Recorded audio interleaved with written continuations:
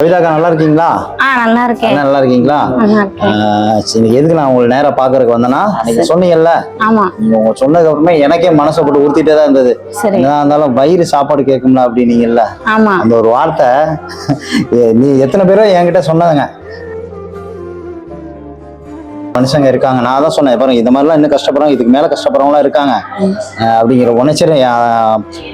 எனக்கு அந்த வீடியோ எடுத்தது எனக்கே உங்களுக்கு எப்படாவது தொழில் வச்சு தருவான்னு நினைச்சேன். கொஞ்சம் லேட் ஆயிடுச்சு. எல்லாமே இந்த காலையில அந்த அக்காட சொல்லி எல்லாமே இங்க எல்லாமே வாங்கிட்டேன். ஊதுபத்தி விற்கிறவுள்ள எல்லா திங்ஸுமே இந்தாங்க உங்க கையில ஒப்படைக்கிறேன். இந்தாங்க எல்லாம் நீங்க கேட்ட எல்லாமே இதுக்குள்ள இருக்கு. இனிமே வயிறு சாப்பாடு கேட்டாலும் உழைச்சா சாப்பிடலாம், அந்த நம்பிக்கை இருக்குல்ல கவிதா அக்காக்கு? இப்ப பாக்குறேன் உங்க முகத்துல இதே சிரிப்போட போய் பிசினஸ் ஸ்டார்ட் பண்ணுங்க, நல்லபடியா ரன் பண்ணுங்க. இதோட இன்னும் நீங்க மேற்கொண்டு என்ன சொன்னாலும் வாங்கி தர நான் தயாரா இருக்கேன். சரியா? எனக்கு கடவுளே நீங்க தான். ஏன்னா எனக்கு உங்களை எனக்கு பாக்குறதுக்கு எனக்கு கண்ணு இல்ல. அது நீங்க எனக்கு நீங்க இந்த பிசினஸ் எனக்கு இந்த தொழிலை எனக்கு ஆரம்பிச்சு கொடுத்துருக்கீங்கன்னா மிகப்பெரிய என்ன நான் உங்களுக்கு நன்றி செய்ய கடமைப்பட்டிருக்கேன். நன்றி சொல்லணும். அதாவது எனக்கு இன்னைக்கு கண்ணீரை தொடச்சு விடுறதுக்கு காரணம் அது நீங்க தான். அததான் எனக்கு பெருசா நான் உங்களை பண்றேன். ரொம்ப நன்றி இந்த பொருள் வாங்கி கொடுத்ததுக்கு.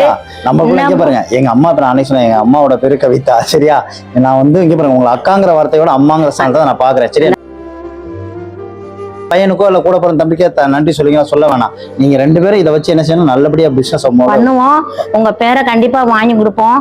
அதாவது ஒரு பாட்டு ஒண்ணு இருக்கு, இன்னிசை பாடி வரும் இல்ல காற்றுக்கு உருவம் இல்லை, காற்றில் இல்லை என்றால் ஒரு பாட்டு வழி கேட்பதில்லை, கண் இல்லை என்றாலே நிரம்பாக்க முடியாதுன்னு ஒரு பாட்டு இருக்கு.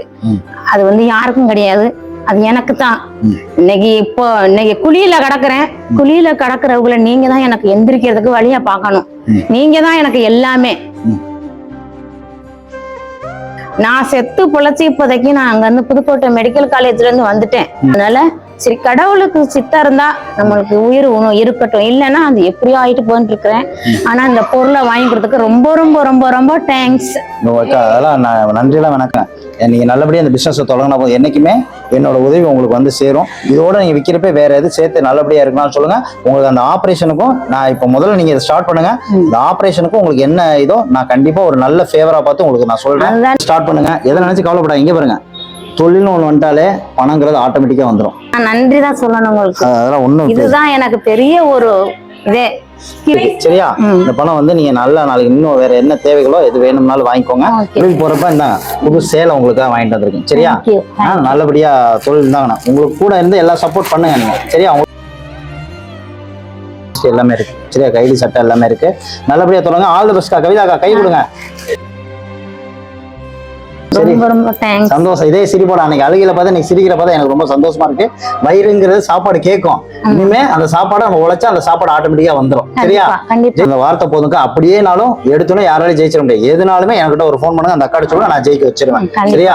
போயிட்டு வரட்டுமாக்கா? போயிட்டு இருந்தது. இவ்வளவுதான் ட்ரீட் வாங்கிட்டு வந்துட்டேன். இது வச்சுக்கோங்க.